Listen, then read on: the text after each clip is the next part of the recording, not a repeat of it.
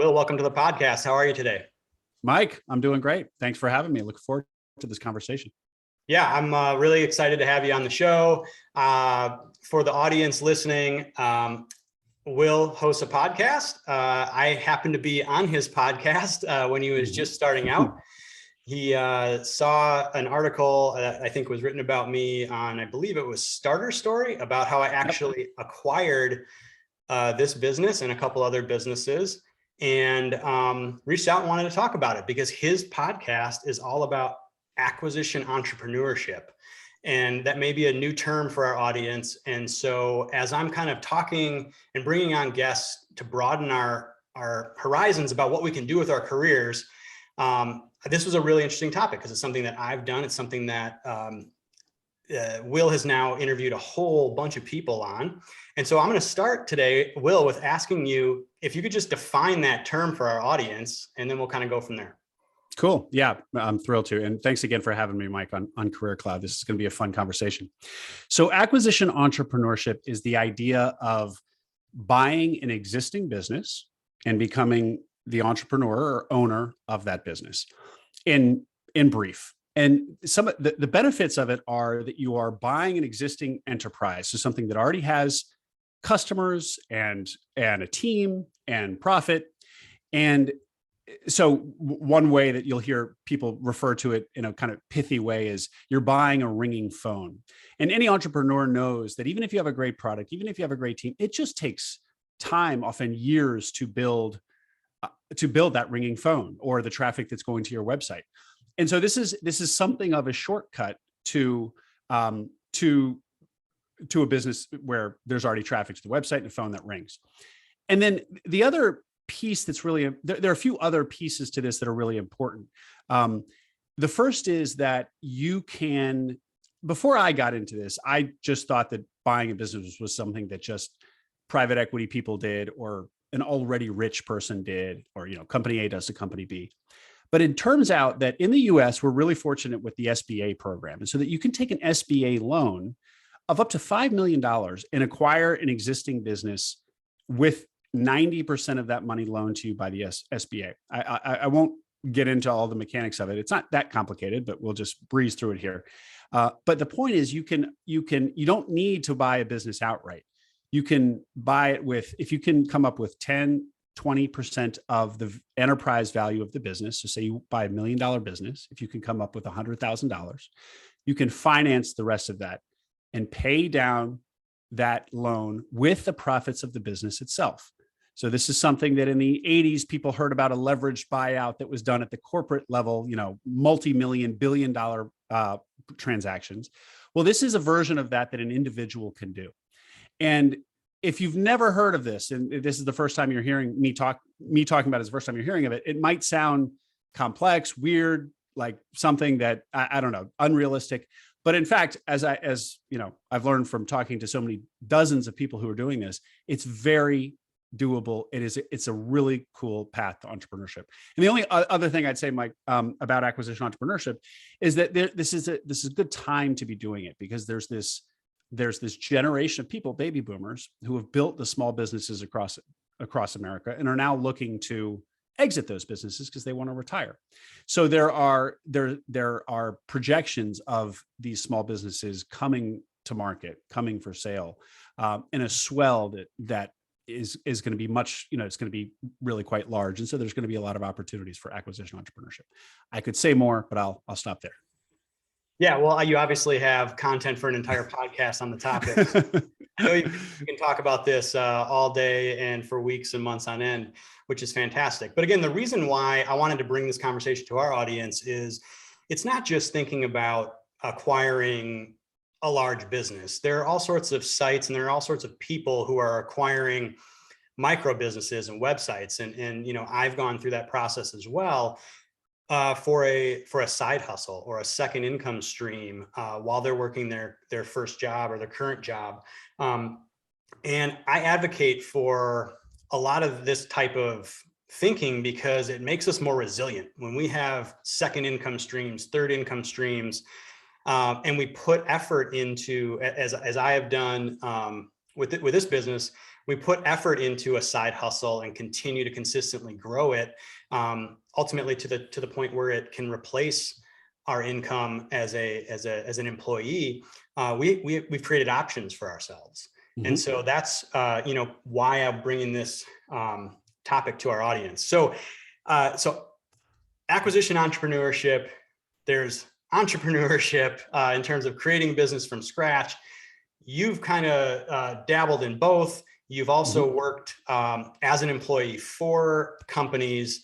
I have a lot of that kind of hodgepodge of slapping together a career in me as well. And so I'd like to kind of from here go and just ask you to maybe kind of trace your career a little bit. Like, where did you start, and weave a story through your experiences of being an entrepreneur, selling companies, working for companies, and then ultimately getting to what you're doing today. Sure. So I had a side hustle essentially in college, which was a website in the web hosting space. It was online marketing. This was during the .com boom. So early 2000s, late 90s even. And so it wasn't called side hustle at the time, but it was a website that generated a few $1,000s a month, which for a college student was, it's considerable income, probably even today. I was fortunate that I didn't have college loans. So this was really money in my pocket and very powerful. And you can, as you can imagine, after that, I was kind of hooked. So I always wanted to be working more on that business. But I was, also in college. So classes and partying and so on was always conflicting with my interest in putting time to this business. When it came time to graduate, and I was interviewing with consulting companies and tech companies and so on, but not really coming back from those interviews, not really feeling super motivated to go down into these paths.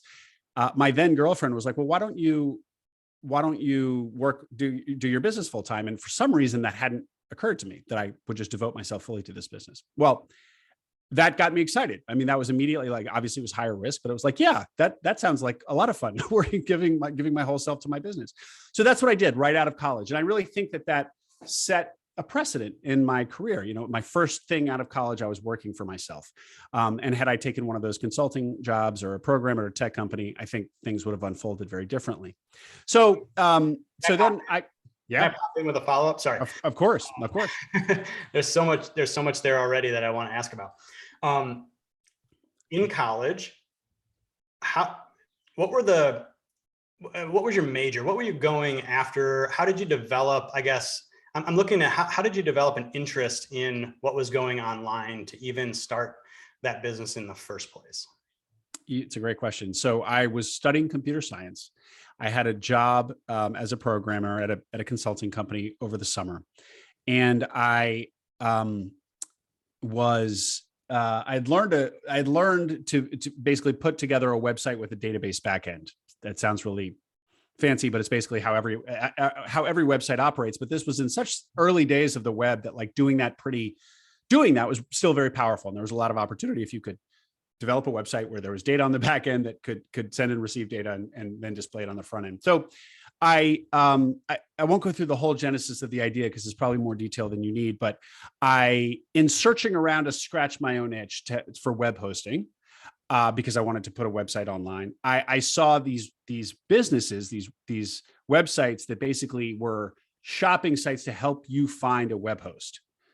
So you say, I want X, Y, and Z feature, and I want to pay this much, and I need this much bandwidth search, and then all these web hosts displayed. And I just was interested about that business. So it was kind of meta. I was like on this web hosting search, this directory of web hosting businesses, because I was looking for web hosting. But then I became interested in that site itself. And I remember basically clicking on the advertising link to see, because these sites just were papered with advertising, just like banners all over the place. They were clearly doing really well. I knew that web hosting companies were proliferating because this was the advent of the web. If you wanted to have a website, which more and more people did, you needed to pay a web hosting company for that. And basically, I just triangulated that these web hosting directories were crushing it. And I was like, I could build this, with these new skills that I've learned at this consulting company. I could build this. I had the itch to just put something into the world, just kind of that creative itch. I wasn't actually financially motivated yet. I was still this college kid who didn't have to worry too much about money quite yet. But then, so it was like, this could be a fun project, and these websites seem to be crushing it. Let me go after it. And so, and wouldn't it be amazing if I could have like $3,000 a month in college with, and have nothing to spend it on other than whatever, beer and travel or whatever it was. Not travel. I was too young to be traveling much. Beer, I guess. $3,000 a month in beer. And I after about a couple of years, I got there, and it was incredibly rewarding. So that's that. And then once I kind of got that taste for online businesses, as I said, I was kind of hooked. And then I just got into the world and was reading about it and looking at other websites. And I just became very kind of business minded about the web. Why do you think it didn't occur to you to just take that and run with it right away? Like, what was it your girlfriend kind of switched on in your brain that made that a reality? I'm interested in this because I've had moments in my career where I've been like, it seems like a really simple thing, but a switch flips. I'm like, oh, you just kind of see the world in a path in a new light. So I'm just kind of interested in what might have flipped the switch there. Man, it's such a good question. I don't know. Maybe because the way I, framing in life is so powerful. And maybe because the way I had framed this website project to myself was, it's hobby, it's side hustle, it's beer money. It's not anything more than that. And so just because I had that kind of my own bias that I had just created arbitrarily, I could have been more ambitious about it, but just hadn't been. It didn't occur to me that, wow, no, this could be something larger. And she, I remember she wasn't saying it because like she knew anything about the potential of the business itself. She wasn't like, oh, the TAM of this could be, there's such a big market here, go after. No, it was just simply, she was observing me not being that interested in these other paths, the interviewing that I was doing for these more conventional paths. And at the same time, watching me be frustrated that I could never give as much time to this side hustle business that I had as I wanted, and just kind of like put two and two together. It was kind of like, well, why don't you do the thing that turns you on? And it's already making some money. You could probably make more if you gave it 100% of your time. So I think it was as simple as that. But I think the insight of your question is that, yeah, we should always be questioning and poking at our own framing of things, because if we think about things differently in our own lives, then probably we can open doors that are arbitrarily closed in our own mind. Yeah, I totally agree with that. I mean, it's amazing how over my career and experiences, I've seen like, it's just the simplest idea that seeking an outside perspective, and it often doesn't need to be like a really smart, believable person in whatever you're doing, but just a shift in perspective can like shine a light on your own self-limiters. And I think for 97% of us, we're probably the biggest self-limiters, the biggest limiters, I should say. And so it's just so interesting that that's what it took, is just a girlfriend saying, well, why wouldn't you just, seems easy. Like, why wouldn't you just try that yourself to put you on a different path? I mean, that's pretty amazing. It's a great point, Mike. And I just will reinforce the point that you just touched on and I made earlier, that like the way I always look back at that is how it did set me on a certain path. It set a precedent in my life. And I just think that these moments, it's kind of like the Steve Jobs thing. You can only connect the dots after the fact. You can't really do it looking forward.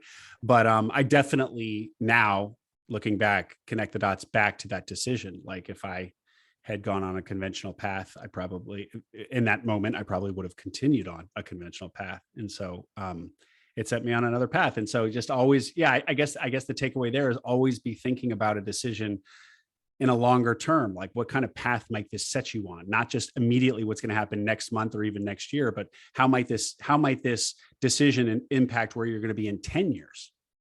That could probably freak you out. So don't overdo it. But you see what I'm saying?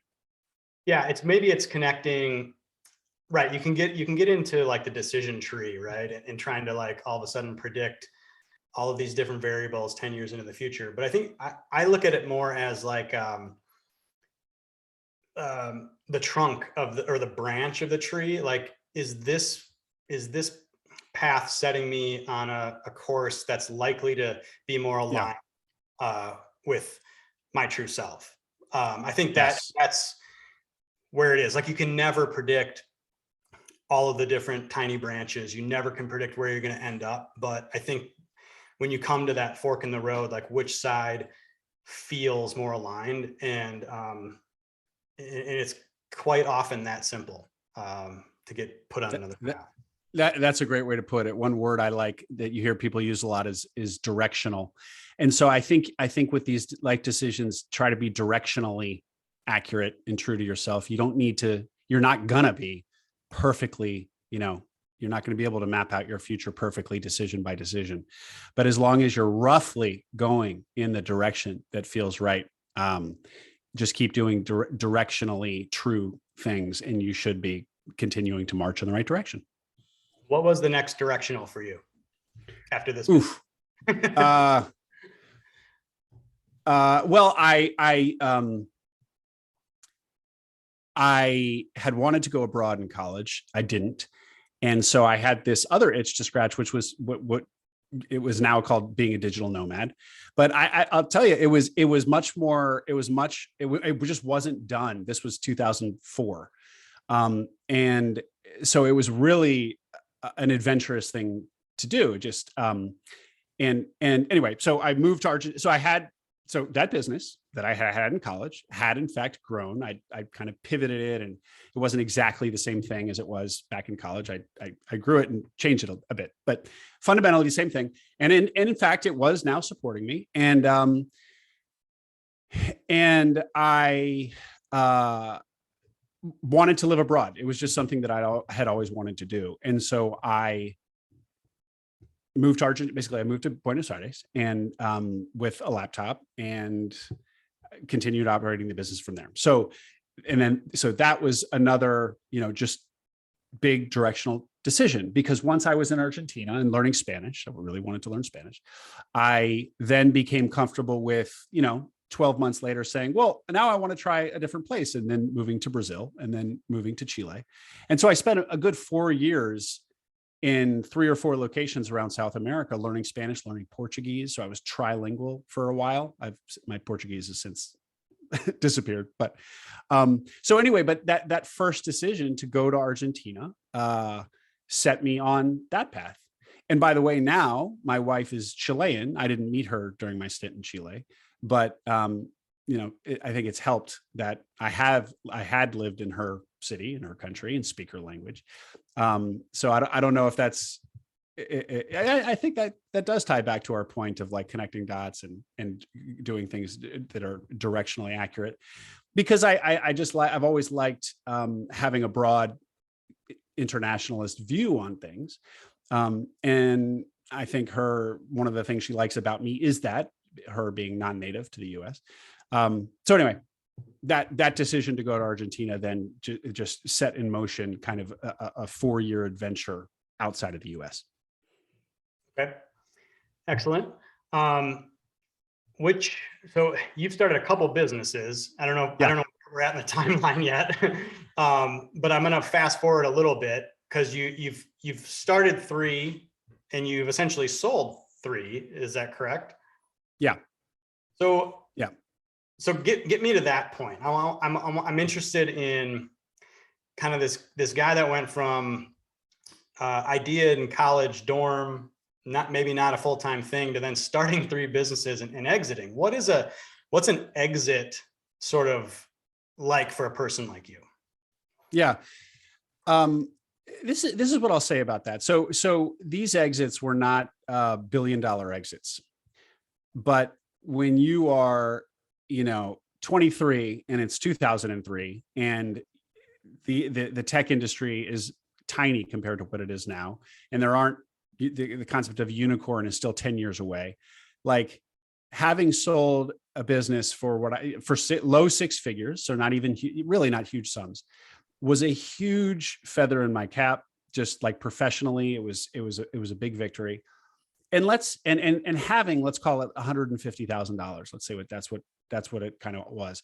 Again, not big numbers by today's standards, but being 23 years old with $150,000 in cash, living in South America. Let me tell you, I probably felt more freedom in that moment than a 50-year-old billionaire feels, period. I mean, when you take, we all know that you need to combine your money with time. Like these are the two assets of wealth. And we all realize with time, how much more precious time is. It's not replaceable. Money is. So being 23 with, okay, not $1 million, not $1 billion, but $150,000 in my back pocket living in Argentina. It was just incredibly, the sense of freedom was just singular. And again, I had a computer science degree. Clearly that was, I felt like a lot of strength there, professional potential there. And then just bringing, developing a product, taking it to market and then selling it, just doing the entire cycle was also, as I said, a victory. So what it felt like was just an incredibly exhilarating sense of tailwinds, just the wind at my back. It was awesome. So even though it wasn't big numbers, I feel like I can sometimes relate to some of these incredible exits that you hear about in the press, because it was really just completely exhilarating that moment when I was in my early 20s. Yeah, really, really interesting. I mean, there's so much to pick apart there, from the standpoint of being young and taking risk. I don't know how you felt about doing entrepreneurship, if you felt like that was a significant risk at the time, being so young, with your kind of alternatives in terms of going into the workplace. But I think the point is, if you could, I've always thought, like, take as much risk early in your life as possible, because it's harder and harder to take a lot of risk as you get older and accumulate more responsibilities, spouse, family, what job, whatever it might be. And did that sort of sense of risk analysis come into your mind at all when you were doing it? Or was it just kind of like, no, this is cool. Like, I'm confident and I can just go down this path? I think it came into my mind a little bit because people would be like, oh, wow, dorm room entrepreneur type, that kind of motif already was in the culture. So people would be like, oh, wow. And I think occasionally people would be like, oh man, so risky or something. Because I just remember feeling like, this is so not risky. I'm young. I can fall back on a job. I'm studying computer science, which is like the safest or the most door opening sort of degree you can have. I mean, even more so today, much more so actually. So now, to be honest with you, I don't know if I thought about all of that at the time, that I didn't feel like a big risk, but over time, certainly over the subsequent years, I realized that it didn't feel like that big a risk. And certainly now, I'm 42 now. Oh my God, like risk. I couldn't agree with you more strongly, Mike, about like take risk when you're young. I don't know why people think 20-year-olds doing crazy things is risky. It's not risky. 40-year-olds, 50-year-olds doing crazy things is risky, especially if you got a family. So I'm all about people taking big shots when they're young. I will say this though, I do, because I feel like there's the hustle culture thing and that you see now, where people are just, some people in that world are so hungry and they just devote their 20s is just all about getting as far as they can in their careers. So that, I don't know, by the time they can be like done by the time they're 35 or 40, I don't know that for me that would have worked. Like I didn't use my 20s as productively, according to this kind of like hustle culture, norms as I could have, although I was pretty productive, I'd say. But I was also doing a lot of stuff that you can only do in your 20s, like living in, like Buenos Aires and Santiago, Chile. So I don't know. I think that big risks in your 20s, but also big fun in your 20s. It's is what I would advocate for most people. Everybody's different, but that felt right to me then, and it continues to feel right to me. Yeah, I tend to agree.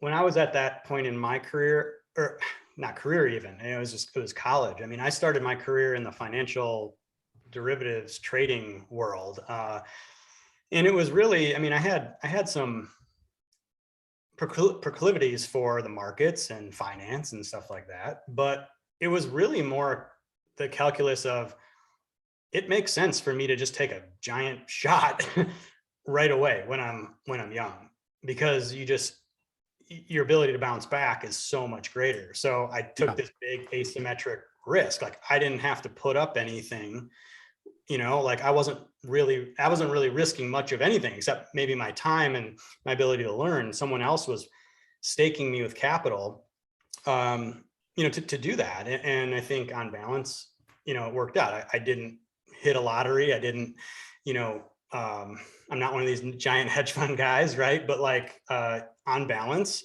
it worked out better than probably if I would have started on the bottom rung at some company and worked my way up. So I do, and everybody that I counsel with and talk to as well, like young people, that's usually my number one piece of advice. Like, number one, what does it feel like you want to do right now? Like, stop thinking about it. What does it feel like you want to do right now? Follow that path first. And then along that path, what's the biggest shot you can take? The biggest asymmetric risk reward you can take. That's kind of how I think about it. So that's really interesting that you've, just walked down that path as well. So I got a couple questions on, I don't know what I want to do next here. You kind of went from this culture of entrepreneurship to then working in companies as an employee. How did you think about that transition? What were your goals, or what were you after in making that transition? Because I've done that as well and come back full circle, as have you. And so I'm just curious as to what your kind of psychology and what you were thinking about at that time in your life. Sure. Well, part of it was that I was living in DC, where I had co-founded another business, and I was running and involved in that business.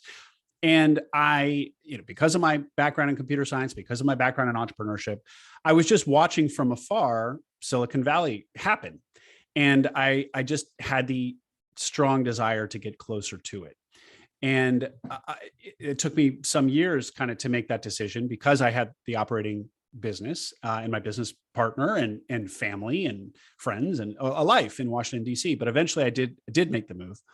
And so once I got to San Francisco, it wasn't just about geographically being here. It was also about getting involved in the ecosystem here. And so getting a job was obviously a way to do that. But I also thought that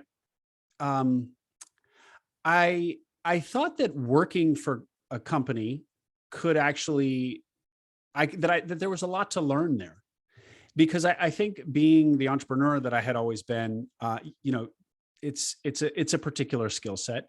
But then working on a team with more people around you, having a boss, being an employee, I just thought that there was I felt like there was something there to learn. I didn't know what exactly. Maybe just being an employee would make me a better entrepreneur, a better boss later on down the road.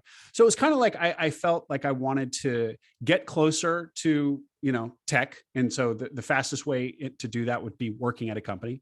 And then also just personally, I thought that there could be a lot of growth by working within the context of a company that wasn't my own. And in fact, I was right about both of those. It was a way to get involved very quickly into the SaaS industry, and I really valued my time at Instapage, was the company, and I think I did learn a lot. I think I kind of rounded out some of my just the experience of working on a team in a different capacity as an employee on a larger team. The business that I had in DC was a tiny company versus Instapage, which also wasn't a big company, but it was 50 people. So that was a lot more than what I was used to.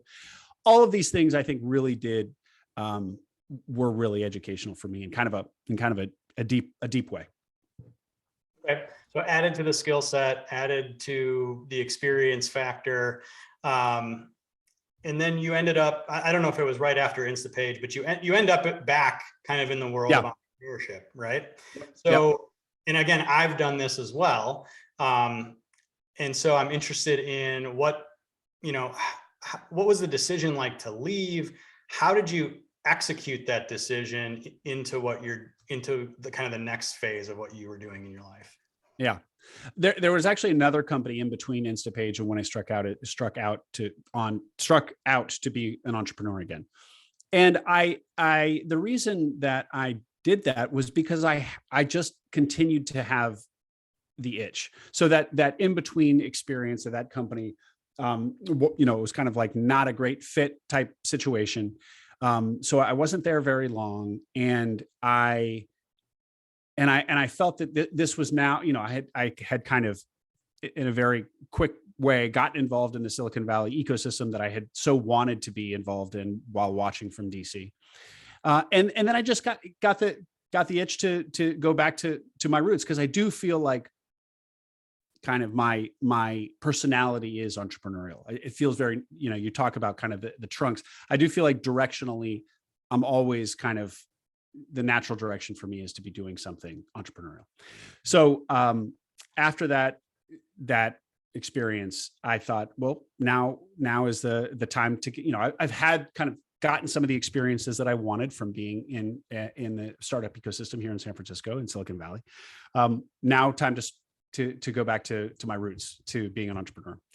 And the challenge for me was that I didn't know exactly what shape that would take. So there are so many different types of entrepreneurs and entrepreneurial energy, and why people become entrepreneurs. There are many different reasons. Some people are just, they have an idea and they just need to pursue this idea. It's just burning up, they've got this burning desire. And some others just like the lifestyle, the independence, the whatever. There are so many different things. In this moment, I put myself in the second category. So I didn't have an idea that I was just absolutely possessed by, but I did want to go back to my original and kind of most natural path of being an entrepreneur. But that's challenging, because it's like, well, what precisely are you going to do? What business are you going to start? And that's actually what led me. There was some kind of intermediate steps there, but that's what led me to acquisition entrepreneurship, and why I'm so excited about it, because it's an opportunity to be an entrepreneur, even if you don't have, even if you're not putting people on Mars or doing the next Facebook, or, you don't have some unicorn idea.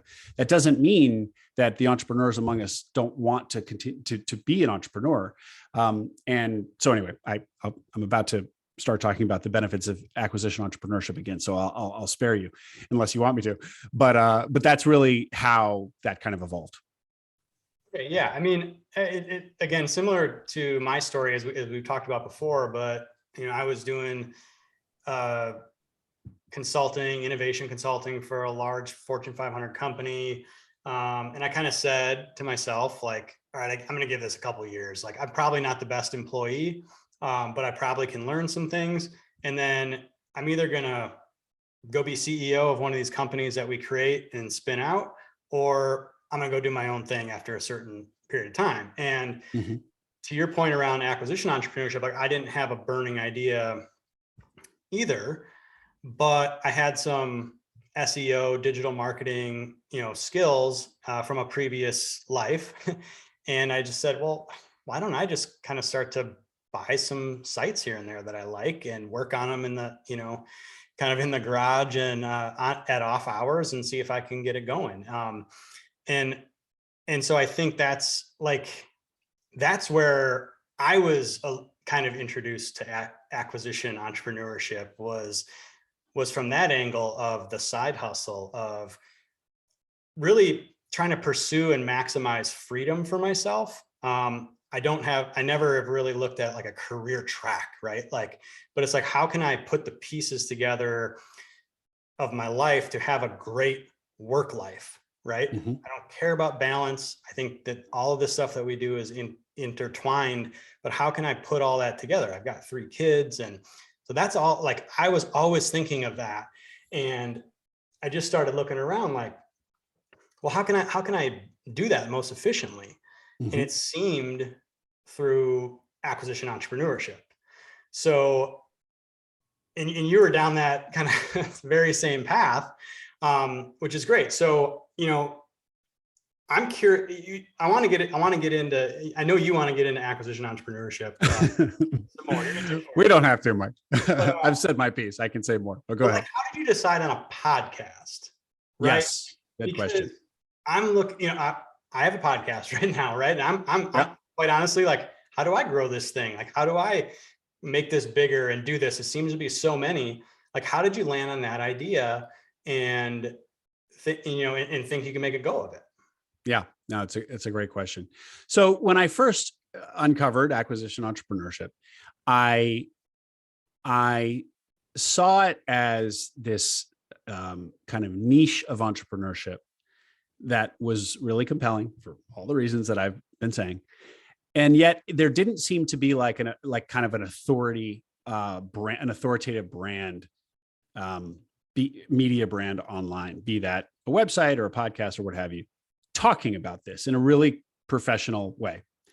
And I, as a side note, I had noticed I'd been listening to the podcast and on the website for many years, Indie Hackers. And Indie Hackers is a website about for developers, programmers, technically oriented people who build online businesses.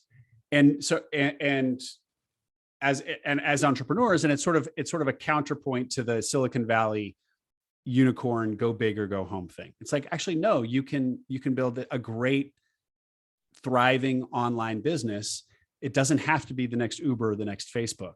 It can be some small niche SaaS app and an extremely rewarding experience. And so the founder of that, Cortland Allen, kind of identified this similarly, like a niche of entrepreneurship. And it had exploded. And Indie Hackers, that website and podcast, I mean, it's so to the point where like people now call themselves Indie Hackers. So he called the website Indie Hackers, and now that's become a label for this entire kind of genre of entrepreneurship. And I was inspired by that because I was like, okay, here's somebody who's identified a type of entrepreneurship, put a stake in the ground, become the voice of that community, the voice of that path. And it seemed to me like acquisition entrepreneurship was ripe for a similar sort of voice or advocate or media property.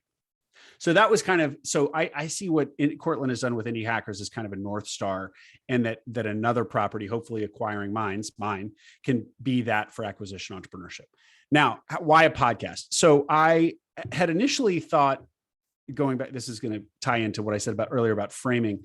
I had initially thought that I would put up, that it would be a website with text interviews. And so I reached out to all these people that I had found that had acquired businesses and said, I didn't really have much of a website at the time or any brand equity or anything. It was just, starting from scratch. And I was emailing these people saying, hey, I want to interview you and, put it on this website, and it'll be a text, an article interviewing you, basically. Not that complicated, like not that confusing of a pitch, but I just wasn't getting people responding to it. And then when I changed that to like, hey, I have a podcast, will you come be on my podcast about buying your business? That just landed so differently with people. They were like, sure. So it was just the difference between taking the 3 sentences to be like, hey, come and be interviewed by me, and I'm going to write an article about it, and it's going to go on this website. Not that complicated, but still a little bit more convoluted, versus, hey, come on my podcast. People were just like, yes to the podcast question. And I got like crickets from the other question. So I kind of backed into doing a podcast because it was the only way I could get people to say yes to being interviewed. Now, in retrospect, it was so obvious to do podcasts in the first place. It's a natural medium to tell stories. It's the best medium to tell stories. So anyway, that's how I came back. That's how I arrived at doing a podcast, Mike, because what you're getting at is like podcasts. It's incredibly crowded, very competitive. Why launch yet another podcast? And I wasn't like, I'm going to launch a podcast. I was like, I'm going to build a media property around acquisition entrepreneurship. Doesn't matter what the format is, website, podcast, newsletter, whatever. And I just arrived at podcast because it was the only way I could get people to say yes to being interviewed. That's a great frame. like how you frame that wide. I'm going to build exactly. a property instead of limiting yourself to one thing. It's really interesting. Yeah, I mean, I asked a question because selfishly, I want to learn from you, right? Like I got this podcast, and I want to figure out how to take it bigger and reach more people and help people and all that kind of stuff. So that's great. Mike, actually, can I say one more thing on this? Yeah, absolutely. Go ahead. Just because I don't know if your audience will think about this, but one of the things that entrepreneurs often do is they try to find a new idea and a completely original product, right? And many entrepreneurs come up with an idea, then they Google and find out that somebody's already doing it, and they say, "Oh, somebody's already doing it. I've got to go back to the drawing board." And this is a really common flaw in the way many entrepreneurs approach putting something into the market. And so what you see now is people pushing back on that and saying, no, like if in a competitive market, actually go for competitive spaces, because a competitive market tells you that there's demand there and there's already consumers who want this thing. So better to go into a place where there's a lot of competition, because you know at least that there's an appetite for the thing. And so podcast is a great example of that, because yes, there are so many podcasts. It is very competitive. But the reason there's so many podcasts is also because it's this flourishing, growing market. There's huge demand for this basically newish format of, people consuming hour-long, strictly audio content, which 10 years ago is, barely there. So then the calculus is like, well, can I produce a product, if you want to call a podcast a product? Can I produce a product that is a high quality product, that is somehow differentiated, that is better than my competition? And if you look at your competition and say to yourself that, yes, I can differentiate myself from these guys, then you shouldn't be scared by the competition. You should just feel that you need to deliver a differentiated product, but you can feel secure that there is already an audience there. And I personally have been burned by launching products into the void where there wasn't necessarily demonstrated appetite or demand for what I was doing. And it's just, you can't make people want your thing. So I'm now a big advocate of going, and that's circling back to acquisition entrepreneurship itself. One of the other great things about buying a business is you already know that there's demonstrated demand, because you're buying a business that's already has customers. So yeah, I just wanted to say that about competition. Yeah, very, very good point. I think that's totally true. And I love the tie-in with acquisition entrepreneurship. If an audience member is sitting there in their job and they're thinking about, God, I would like to try to start a business, or I just don't know what idea I have, or I don't know how to assess competition or any of this stuff. It's like, okay, well, one option is go buy a business that's had 10 years of cash, positive cash flow. It's like, exactly. That's a pretty good leading indicator there. Yep. I'm going to throw you for a loop. I want to ask you, maybe like, how many people have you interviewed so far? Episode 63 just dropped this morning. So I'd say 63 conversations on acquisition entrepreneurship. If you could, off the top of your head, boil down the top, 2 to 5 eye-opening insights that you've learned from your audience about this topic of acquisition entrepreneurship, I mean, how would you characterize that for our audience? Sure. That's a great question, Mike. And I think I do have those, because certain themes come up over and over again, and they're not ones I necessarily would have expected. First, I'd say this is doable. So part of me launching Acquiring Minds was like, I'm interested in buying my own business. So I've been just completely immersed in acquisition entrepreneurship, but I'm the first to admit I haven't bought a business myself. So I'm learning from my guests with the expectation that I probably will go out and search for and buy a business. But when I was first starting the podcast, I was like, do people really buy these businesses? For your audience, one of the most common websites where businesses for sale are listed, kind of the Zillow of businesses for sale, is Biz Buy Sell. It's called Biz Buy Sell, bizbuysell.com. You can go on Biz Buy Sell in your own geography and see all these businesses for sale: the plumbing company, the cafe on the corner, the laundromat, the digital marketing agency. And I was very familiar with this site for years, but I'd always just kind of write it off and like, do people really buy these businesses? Like, anyway, so I was a little bit skeptical about this path, to be honest. And so my first takeaway is that no, it is not easy. I don't want to oversell it. It's definitely challenging, but it is certainly doable. I had 63 interviews to attest to that, and many more in the pipeline. And it is as financially compelling as the kind of back of the envelope math suggests. So that's number one. Number two is I think that there's a real opportunity for entrepreneurially minded people to acquire businesses and improve them, businesses that were founded by somebody who wasn't necessarily a business person. Let's take a plumbing company, for example. Oftentimes that 30-year-old plumbing business, which might be a $2 or $3 million, $5 million business, maybe a $10 million business, was founded by a plumber, and he just grew a crew around himself. And then one crew became 2 and 3 and 4 crews. And he was a plumber first, and he was never necessarily super growth oriented or operations oriented or whatever. And there's so much opportunity for somebody who comes in and looks at one of these businesses with a fresh set of eyes, with with an orientation to grow or to improve, somebody who is an entrepreneur first.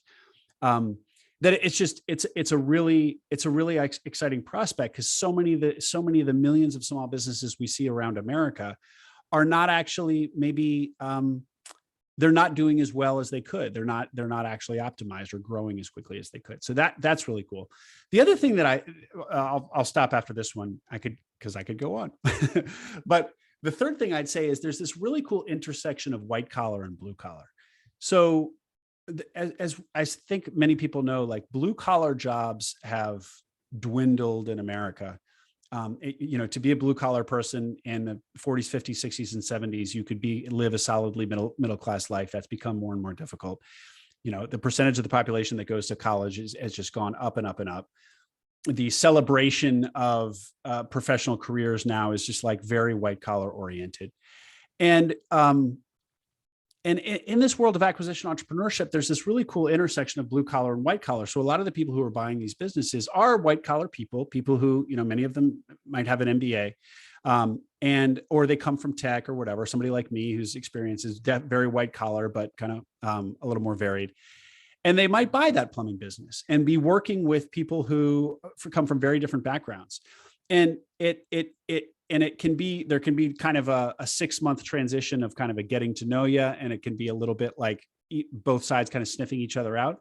But when all of that kind of the dust settles from a transition post-acquisition, it's very, very rewarding for the acquisition entrepreneurs. People like pushing, numbers around an Excel spreadsheet or writing code turns out not to be, for a lot of people, as meaningful as just working with crews and working with people. So that's a theme that comes up over and over. I don't want to suggest that all of my guests, that the only path of acquisition entrepreneurship is buying a blue collar business. It's not, but it is a common one. And it's just a really rich and interesting life choice for white collar people, I think, to buy blue collar businesses and work with blue collar people. And also, not to get too high-minded about it, but like the bifurcation of the polarization in America, a lot of that does fall along blue collar and white collar. The red blue split is kind of blue collar, white collar in many cases as well. So I just think that there's something healthy in blue collar and white collar people finding each other in some ways. Very cool stuff. Very cool stuff. And yeah, for the listeners, obviously there's a whole buying these small businesses that have been started over, real businesses, right?